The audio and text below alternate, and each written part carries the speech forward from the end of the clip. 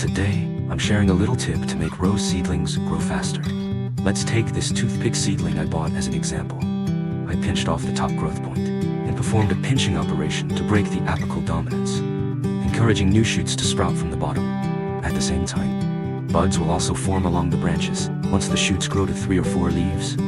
This keeps more leaves for photosynthesis. Keep pinching back the branches once the number of branches increases and there are enough leaves for photosynthesis. Only leave the bottom shoots to grow. Remove all the new buds along the branches. This prevents the upper buds from taking up nutrients from the plant. All the nutrients made by the leaves go to the roots, forcing out strong shoots from the bottom.